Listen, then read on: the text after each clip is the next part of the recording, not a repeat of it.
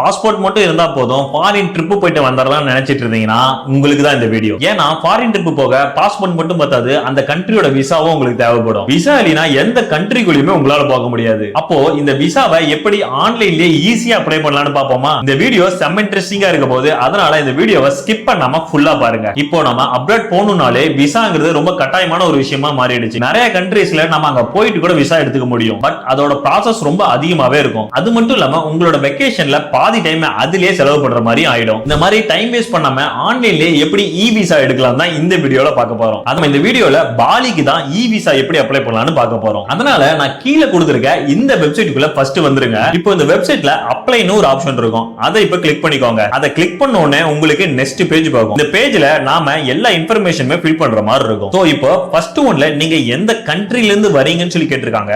அதுல இந்தியான்னு சூஸ் பண்ணிக்கோங்க. நெக்ஸ்ட் ஒன்ல பர்பஸ் ஆஃப் விசிட் என்னன்னு சொல்லி கேட்டிருக்காங்க. அதுல ஜெனரல், ஃபேமிலி ஆர் சோசியல்ங்கற ஆப்ஷனை கிளிக் பண்ணிக்கோங்க. நெக்ஸ்ட் ஒன்ல சப் பர்பஸ் கேட்டிருக்காங்க. அதுல டூரிஸ்ட் ஆன் அரைவல்ங்கற ஆப்ஷனை கிளிக் பண்ணிக்கோங்க. இந்த விசா 30 டேஸ் தான் வேலிட். அதனால இந்த டாப்ல ஆட்டோமேட்டிக்கா 30 டேஸ்னு அதுவே என்டர் ஆயிடும். இப்போ கீழ இருக்க டீடைல் அண்ட் அப்ளைங்கற ஆப்ஷனை கிளிக் பண்ணிக்கோங்க. இப்போ நெக்ஸ்ட் பேஜ் போகும். அதுல நிறைய டீடைல்ஸ் இருக்கும். அதுலயே விசாவோட காஸ்ட் எவ்வளவுன்னு சொல்லி போட்டுருப்பாங்க. அதுல எவ்வளவுன்னு பாத்தீங்கன்னா நம்ம 2600 rupees பே பண்ற மாதிரி இருக்கும்னு சொல்லி போட்டுருக்காங்க. அப்புறம் என்ன டாக்குமெண்ட்லாம் இங்க நாம சப்மிட் பண்ற மாதிரி இருக்கும்னு சொல்லி அதுலயே மென்ஷன் பண்ணிருக்காங்க. அது மட்டும் இல்ல, இந்த விசாவுக்கு நீங்க அப்ளை பண்ண உங்களோட பாஸ்போர்ட் 6 months மினிமம் வேலிடிட்டியோட இருக்கணும் அப்படின்னு சொல்லி மென்ஷன் பண்ணிருக்காங்க. அதுக்கப்புறம் இந்த விசாவுக்கு அப்ளை பண்ண நீங்க ரிட்டர்ன் டிக்கெட்டும் புக் பண்ணி இருக்கணும்னு சொல்லி மென்ஷன் பண்ணிருக்காங்க. விசா அப்ளை பண்றதுக்கு முன்னாடி இது எல்லாமே நீங்க கரெக்ட்டா எடுத்து வச்சுக்கோங்க. இப்போ இங்க அப்ளைங்கிற ஒரு ஆப்ஷன் இருக்கும். அதை கிளிக் பண்ணிக்கோங்க. இப்போ உங்களுக்கு ஓபன் ஆகி இருக்க பேஜ்ல பாஸ்போர்ட்டோட ஃப்ரண்ட் சைட அப்லோட் பண்ற மாதிரி இருக்கும். இதை நீங்க இமேஜ் ஃபார்மேட்ல தான் அப்லோட் பண்ற மாதிரி இருக்கும். டாக்குமெண்டா நீங்க அப்லோட் பண்ண முடியாது. அதனால இமேஜ் ஃபார்மேட்டா மாத்தி வச்சிட்டு இதை நீங்க அப்லோட் பண்ணுங்க. நெக்ஸ்ட் நாம நம்மளோட போட்டோ அப்லோட் பண்ற மாதிரி இருக்கும். இதோட ரெசல்யூஷன் எவ்வளவுன்னு பாத்தீங்கன்னா 400x600 பிக்சல்ல கேட்டிருக்காங்க. அப்புறம் போட்டோ ரொம்ப க்ளோஸ் அப்பாவும் இருக்க கூடாது, ரொம்ப தூரமா இருக்க கூடாதுன்னு மென்ஷன் பண்ணிருக்காங்க. அதனால கரெக்டான சைஸ்ல போட்டோ எடுத்து இதுல அப்லோட் பண்ணுங்க. போட்டோ எப்படி இருக்குன்னு சொல்லி எக்ஸாம்பிளுக்கு அவங்களே கொடுத்திருக்காங்க. அது போலவே நீங்க அப்லோட் பண்ணிடுங்க. இப்போ நீங்க போட்டோ அப்லோட் பண்ணிட்டு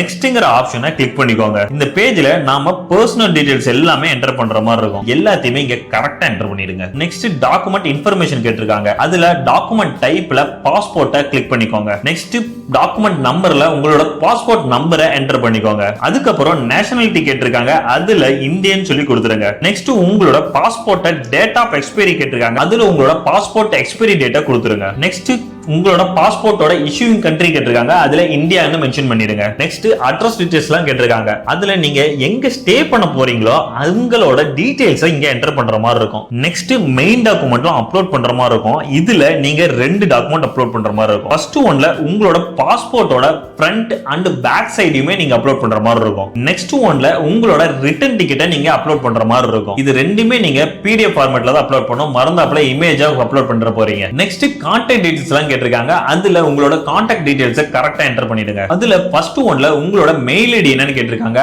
அதுல உங்களோட மெயில் ஐடியை கரெக்ட்டா என்டர் பண்ணிடுங்க. இப்போ அந்த பேஜ் எண்ட்ல டிக்ளரேஷன் ஃபார்ம் கொடுத்திருப்பாங்க. அதை அக்செப்ட் பண்ணிட்டு சேவ்ங்கற பட்டனை கிளிக் பண்ணிக்கோங்க. இப்போ நம்மளோட அப்ளிகேஷன் சப்மிட் ஆயிடுச்சு. இப்போ நம்ம சப்மிட் பட்டன் கிளிக் பண்ண உடனே உங்களுக்கு ஒரு பாக்ஸ் ஓபன் ஆகும். அதுல ஆஸ் கெஸ்ட்ங்கற ஆப்ஷனை கிளிக் பண்ணிக்கோங்க. இப்போ பேமெண்ட் பண்ண இந்த ஸ்கிரீன்ல பேமெண்ட்டை கிளிக் பண்ணிக்கோங்க. நெக்ஸ்ட் ஸ்கிரீன்ல நம்ம இன்ஃபர்மேஷன் எல்லாமே இருக்கும். அதெல்லாம் செக் பண்ணிட்டு கீழ ஸ்க்ரோல் பண்ணிட்டே வந்தீங்கன்னா 3.5 மணி நேரம் டைம் கொடுத்துருப்பாங்க உங்களுக்கு. அந்த டைம்க்குள்ள நீங்க பேமெண்ட் பண்ணி முடிக்கணும். இப்போ பேமெண்ட் பண்ண கீழ இருக்க பேமெண்ட்ங்கற பட்டனை நீங்க கிளிக் பண்ணிக்கோங்க. இப்போ இந்த பேஜ்ல உங்களோட கார்டு டீடைல்ஸ் எல்லாம் கேட்டிருக்காங்க. இங்க உங்களோட கார்டு டீடைல்ஸ் எல்லாம் என்டர் பண்ணிடுங்க. என்டர் பண்றதுக்கு முன்னாடி உங்க கார்டு இன்டர்நேஷனல் டிரான்சாக்ஷனுக்கு அவைலபிளான்னு சொல்லி ஒரு டைம் செக் பண்ணிக்கோங்க.